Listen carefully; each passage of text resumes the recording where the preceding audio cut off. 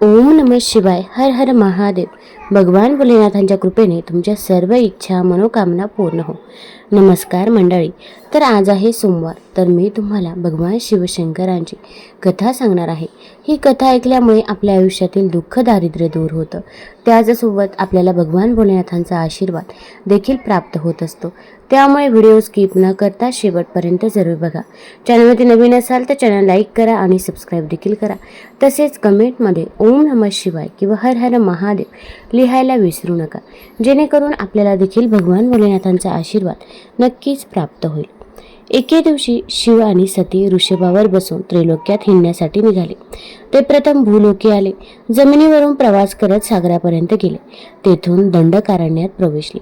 शिवजी सतीला त्या परिसराची शोभा दाखवून तेथील स्थळांची माहिती देत होते. पुढे जाता जाता त्यांना राम व लक्ष्मण दिसले. रावणाने कपट करून सीतेला पळवून नेले होते, म्हणून ते दोघे तिचा शोध घेत होते. दुःखाने त्यांची मुख कमले म्लान दिसत होती. रामाला शोक अनावर झाला होता. सीते सीते असे म्हणून तो तिला हाका मारत होता. माझी सीता कोठे आहे, सांगा सांगा, काहीतरी बोला, असे म्हणून वृक्षांना आलिंगन देत होता. त्याला रडू आवरत नव्हते. लक्ष्मण त्याचे वारंवार सांत्वन करत होता. रामाला लक्ष्मणासहित पाहून भगवान शंकराने प्रसन्नतेने नमस्कार केला आणि त्याचा जय जयकार करून ते पुढे म्हणाले. त्यांनी त्याची भेट घेतली नाही. ही त्यांची लीला पाहून सतीला मोठे नवल वाटले. ती म्हणाली, प्राणनाथ, आपण सर्वांचे ईश्वर आहात. ब्रह्मदेव, विष्णू आदी सर्व देव आणि देवता तुमची सेवा करतात. संपूर्ण विश्वामध्ये तुम्हीच एकमात्र सर्वश्रेष्ठ आहात. तुमचे महात्म्य अगाध आहे. ज्यांना सर्वांनी नमस्कार करावा, ज्यांचे सर्वांनी ध्यान व पूजन करावे, असे तुम्हीच आहात. प्रयत्नपूर्वक जाणण्यायोग्य निर्विकार परमप्रभू तुम्हीच आहात. स्वामी विरहाने व्याकुळ होऊन वनात हिंडणारे हे दोन धुरंधर कोण आहेत? यांतील ज्येष्ठ पुरुषाची अंगकांती नीलवर्ण आहे. त्याला पाहून तुम्हाला एवढा आनंद का झाला? तुम्ही त्याला नमस्कार का केलात? स्वामी कधीही भक्ताला किंवा सेवकाला वंदन करत नाही. मग तुम्ही असे का केलेत? तेव्हा लीला विशारद शंकर हसून म्हणाले, सती, मी तुला सर्व काही सांगतो. एक, राम व लक्ष्मण सूर्यवंशातील दशरथ राजाचे विद्वान आणि महापराक्रमी पुत्र आहेत. यांचा जो गौरवर्णाचा आहे तो धाकटा बंधू लक्ष्मण, तो शेषाचा अवतार आहे. नीलवर्ण राम हा ज्येष्ठ बंधू आहे. तो विष्णूंचा पूर्ण अवतार आहे. साधूंचे रक्षण आणि लोकांचे कल्याण करण्यासाठी त्यांनी हे अवतार घेतले आहेत. रामाची माहिती सांगून भगवान रुद्र काही वेळ गप्प राहिले, पण त्यांचे बोलणे ऐकून सतीचे समाधान झाले नाही. तिला साशंक पाहून ते म्हणाले, देवी, माझ्या बोलण्यावर तुझा विश्वास नाही ना? मग तू स्वतः जाऊन आपल्या बुद्धीने रामचंद्रांची परीक्षा घे. अर्थात ज्या योगे तुझा मोह नाहीसा होईल ते कर. तोपर्यंत मी या वडाच्या सावलीत थांबतो. शंकराची आज्ञा मिळाली होती. आता प्रश्न होता परीक्षा घेण्याचा. सतीने खूप चिंतन केले. शेवटी आपण सीतेचे रूप घेऊन जावे. राम हा खरोखरच विष्णूंचा अवतार असेल तर तो आपल्याला ओळखल्याशिवाय राहणार नाही, असा विचार करून ती सीतेच्या रूपाने रामासमोर गेली. श्रीराम हा शिवनामाचा जप करत होता. तिला पाहताच तो हसला आणि सहजतेने म्हणाला, हे सती, तुला नमस्कार असो. यावेळेस शंकर कोठे आहे? त्यांना न घेता तू या वनात एकटी कशा करता आलीस? आपले स्वतःचे रूप सोडून तू हे रूप का धारण केलेस? कृपया याचे कारण सांग. श्रीरामाचे बोलणे ऐकून सतीला फारच आश्चर्य वाटले. पतिवचनावर अविश्वास दाखवला म्हणून ती मनोमन लज्जित झाली होती. श्रीराम हा विष्णूच आहे याची तिला खात्री पडली. तिने शिवचरणांचे स्मरण केले व म्हणाली, भगवान शिव मला आणि पार्षदांना घेऊन पृथ्वीवर भ्रमण करत होते. आम्ही फिरत फिरत येथे आलो. आम्ही तुला विरह व्याकुळ होऊन सीतेच्या शोधात हिंडताना पाहिले. तुला पाहताच माझे स्वामी आनंद विभोर झाले. त्यांनी तुला नमस्कार केला, तुझा जय जयकार केला. ही त्यांची वागणी पाहून मला नवल वाटले. त्यांनी मला तुझ्याविषयी जे काही सांगितले त्यावर माझा विश्वास बसला नाही, म्हणून मी त्यांच्याच आज्ञेने तुझी परीक्षा घेण्यासाठी येथे आले. रामचंद्रा, तुझे प्रभुत्व मी जाणले आहे. तू साक्षात विष्णू आहेस, म्हणूनच माझा संशय दूर करू शकलास. तथापि मला अजूनही काही जाणून घ्यायचे आहे. भगवान शिव देवादिदेव आहेत. त्रैलोक्यातील सर्व लोक त्यांना वंदन करतात. असे असताना तू त्यांना कसा वंदनीय झालास? याविषयी अगदी खरं खरं सांग. सतीचे बोलणे ऐकून रामाला अत्यानंद झाला. त्याने मनोमन शिवजींचे स्मरण केले. त्यावेळी त्याच्या हृदयातील प्रेम आणि भक्तिभाव उच्चंबळून आला. त्यांचा महिमा तो वर्णन करू लागला. श्रीराम सतीला उद्देशून म्हणाला, हे देवी, प्राचीन काळची गोष्ट आहे. शंकराने विश्वकर्म्याला आपल्या लोकात बोलवले. त्याच्याकडून विशाल गोशाळा बनवून घेतली. एक मनोहर महाल व श्रेष्ठ सिंहासन तयार करून घेतले. शिवाय गणपतीसाठी परम अद्भुत छत्रही बनवून घेतले.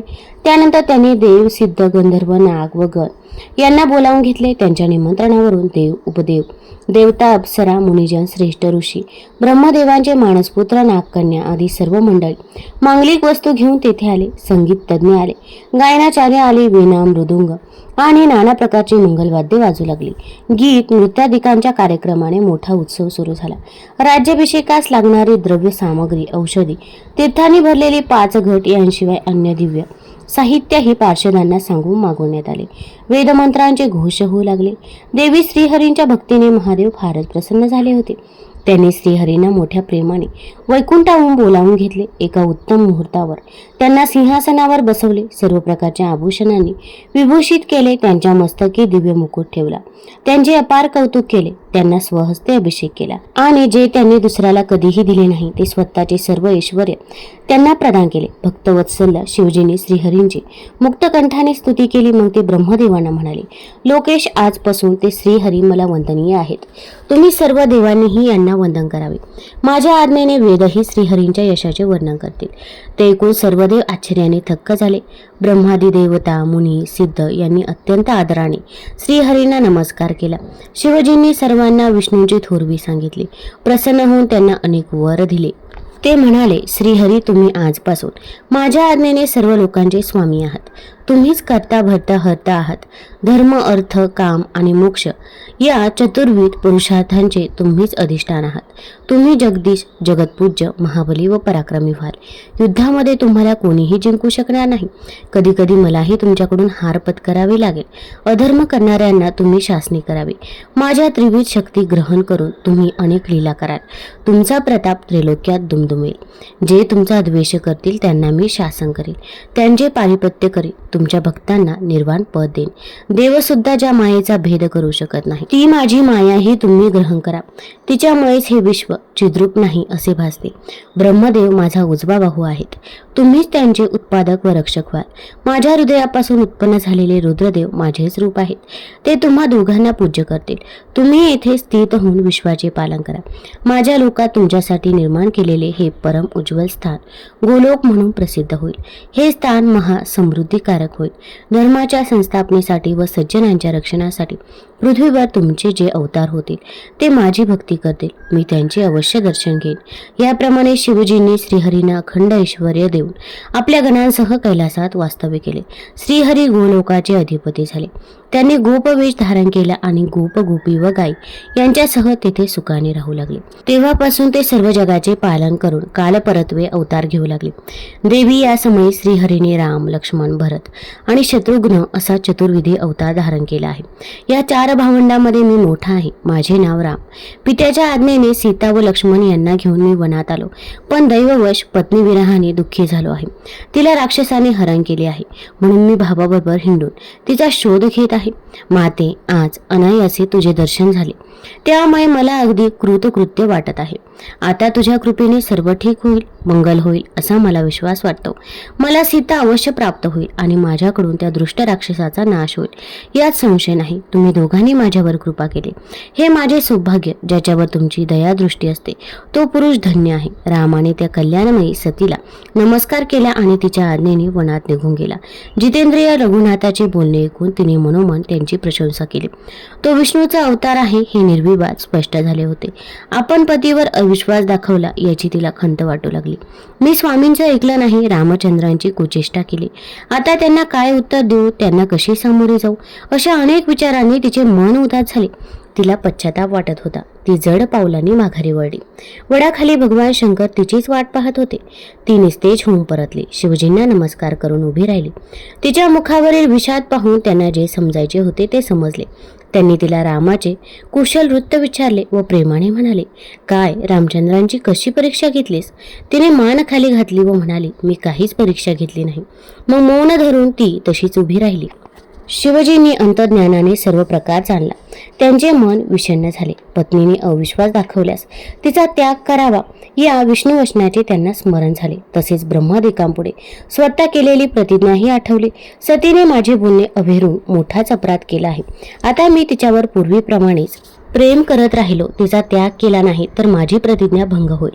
मी धर्मवक्ता आहे, धर्मकर्ता आहे, मला धर्माचे रक्षण केलंच पाहिजे असा विचार करून त्यांनी मनोमन तिचा त्याग केला आणि कैलासाकडे निघाले. त्यावेळेस आकाशवाणी झाली, हे परमेश्वरा, आपण धन्य आहात. आपल्याप्रमाणे प्रतिज्ञा पालन करणारा अन्य कोणीही नाही. आपण महायोगी आणि महाप्रभू आहात. ही आकाशवाणी सर्वांनी, विशेषतः सतीने ऐकली. तिने शंकरांना विचारले, नाथ, तुम्ही कोणती प्रतिज्ञा केली होती? पण ते काहीच न बोलता मार्गी लागले. काय करावे सतीला मोठा प्रश्न पडला. तिने शिवध्यान करून त्यांचे अंतःकरण जाणून घेतले. त्यांनी आपला त्याग केला आहे हे जाणून तिला दुःखाचा उमाळा आला. तिला हुंदका आवरेना. ती वारंवार निश्वास टाकू लागली. आपले ध्यान करून सतीने सर्व प्रकार जाणला हे शिवजींच्या लक्षात आले, पण त्यांनी वरकरणी तसे काहीही दर्शवले नाही. त्यांनी तिला आपल्याबरोबर घेतले, अनेक कथा सांगून तिचे मनोरंजन केले, पण आपली प्रतिज्ञा सांगितली नाही. यथावकाश ते दोघे कैलासावर आले. तेथे रुद्रदेव श्रेष्ठ आसनावर बसून लगेच समाधिग्न झाले. यामुळे सती फारच व्याकुळ झाली. विषादयुक्त होऊन दिवस कंठू लागले. त्या दोघांमधील तेढ कोणालाही कळलं नाही. असा बराच काळ लोटल्यावर भगवान रुद्र समाधी अवस्थेतून देहभानावर आले. सतीने व्यथित हृदयाने त्यांना नमस्कार केला. उदार बुद्धी शिवजींनी तिला आपल्या समोर आसन दिले. प्रेमाने अनेक मनोहर कथा सांगितल्या. त्यामुळे तिचा शोक दूर झाला. ती पूर्वीप्रमाणे सुखी झाली. पण तरीही भगवानांनी आपली प्रतिज्ञा सोडली नाही. नारदा, परमेश्वर शिवजींच्या बाबतीत त्यांचे वर्तन ही काही आश्चर्याची गोष्ट नाही. ऋषी मुनी आदी सर्व श्रेष्ठ शिव आणि सतीच्या कथांना त्यांची लीलाच मानतात. शिवशक्ती एकरूप आहेत. एकत्वात निरंतर स्थित असूनही ते द्वैतात्मक सर्व खेळ खेळतात. आपल्या इच्छेने निरंतर क्रीडा करत राहणे हा त्यांचा सनातन छंद आहे.